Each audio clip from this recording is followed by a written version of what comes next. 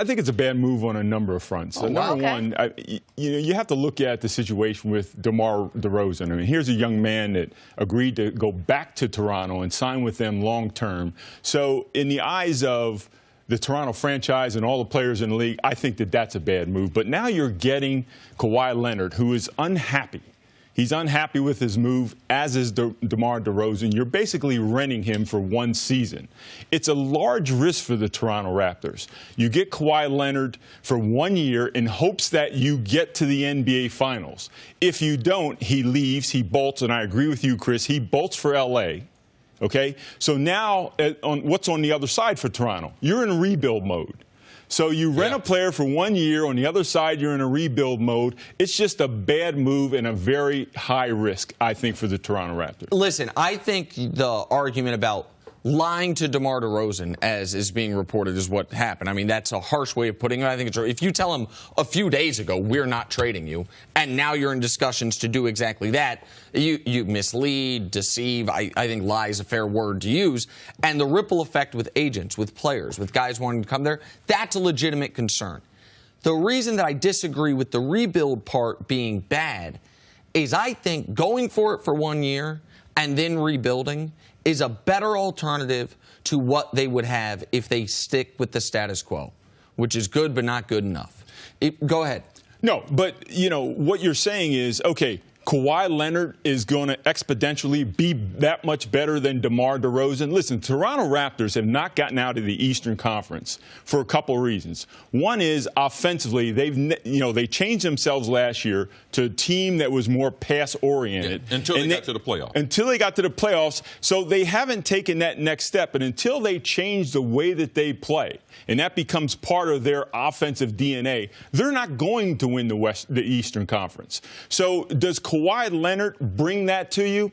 I don't know. But you said there's a couple of reasons. The other reason the Raptors haven't gotten through the East is because of LeBron James. He's gone now. Right, and that's the reason why I believe they're making a mistake. LeBron is gone. The monster's gone. Like, why I want to rebuild my team, and the guy that's been destroying us, he's gone to the West. Why don't I stay intact? Because let's not forget, man, they got a juggernaut in Boston. We see what they got in Philadelphia. You trying to rebuild after the commitment that you said, that whole commitment, the general manager said, we're going to go back to Lowry. We're going to go back to DeRozan. We're going to bring the coach back. Man, how long did that last? LeBron crushed that in the series there. So they totally gave up. They got rid of the coach.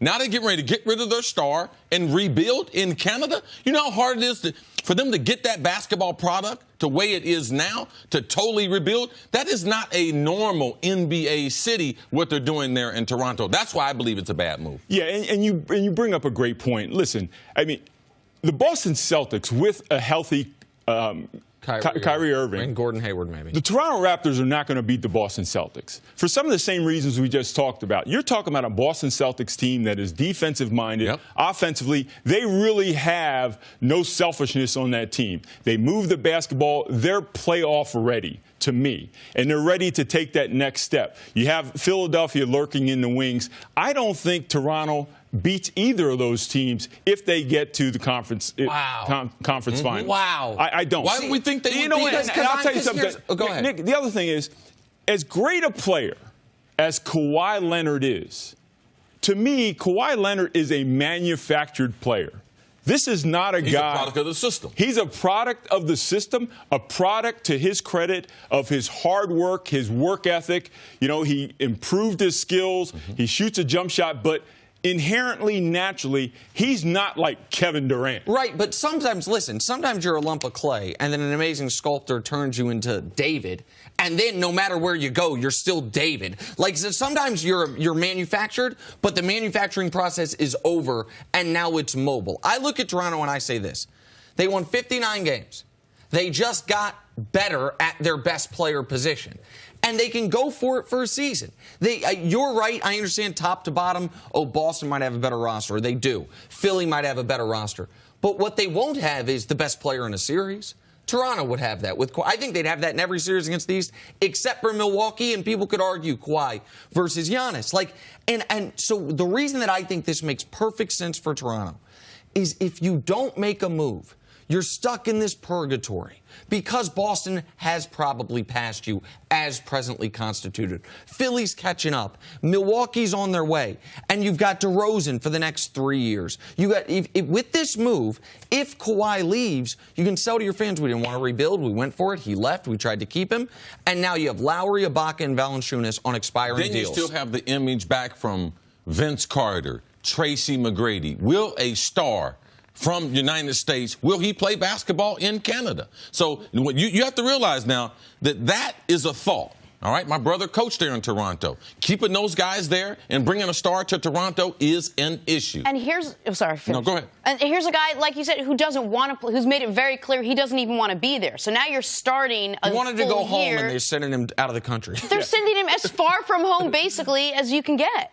But Nick, and I hear you. Maybe there's a valid reason and there's a reasonable argument to be had that you go for it for 1 year. But if I told you at the beginning of the year with an elite team, you make a trade with a high-level player who's now going to come to the team with a new coach, albeit he was an assistant there, and now you have to mold this team surrounding an unhappy star who has been off injured. What are the chances of success that that team gets to the Eastern Conference Final? I'd have to think that a reasonable, argument would be it doesn't happen. It doesn't happen. Throw away Philly, throw away Boston. I think the chances of hitting a home run for 1 year are very low, and that's why it's not a good move for them. I think that the Raptors, as presently constituted, reached their maximum potential. Right? We wouldn't know that without LeBron being there. I don't think we can determine that. If LeBron hadn't been in the East and they had fallen after having a great regular season, which we thought they utilized more bench players, they had changed their offense. They were playing better defense. But LeBron has been their kryptonite. That's fair, and LeBron absolutely has been their kryptonite. But the point, we're doing a few things in the East I think we got to be careful about. Before Kyrie got hurt, the Raptors were ahead of Boston in the standings. Like, we do have to recognize that we did see the Raptors and Celtics for 60 games. Now, they didn't have Gordon Hayward. I understand that. But we saw them as they were, and Toronto and Boston were neck and neck. I think if the only year that exists in the NBA is next year, and then the league is going away, and you have the opportunity to swap out DeMar DeRozan and a bench piece, whether it's Siakam or OG Anunoby or whomever, for Kawhi Leonard, you do it. And you go for it. And if you have I also think for a franchise that's never been to the finals, the shot of getting to the finals is a real thing. And I'm not sure that Boston is the juggernaut yet, because we've never seen them play together. I saw the Boston team without their two best players play against LeBron James. And they gave me enough confidence with those young stars because I saw Toronto as constituted. I saw them play against the same team. One team had a real chance. Toronto did not have. So then why would you run it back, is my question. If they didn't have a chance, why would you run it back? Why would you, Toronto, stick with the status quo? Because the beast is gone. It's easy. Listen, I think it's a question of what Toronto was building, all right? They made their major change in an effort to be different, and that is they switched out their coach. All right? So you're making a statement at that point. We had gotten to a point, we need a new voice. We're going to try to take this next leap with the assistant coach and Nick Nurse. All right? That's it. But you're going to do Nick Nurse and change out your best player for a guy that's coming to Toronto. And by the way, speaking of the Toronto thing, his check's going to be a lot lighter because of the taxes. Yep. So you now have a unhappy player who has been injured and who's unhappy. Look, winning a championship, it's a fine line. You know this. It's a fine line. You not only need the physical, but you need the mental. And now you've got your leader in the locker room, your best player, who has one foot in the water. And I'll make one argument against what I'm saying that you guys haven't mentioned. And that's DeMar DeRozan and Kyle Lowry being best friends. Those guys do everything together. They do press conferences together. When Kyle Lowry used to be overweight, they used to walk to McDonald's in the middle of the night together and get McFlurries.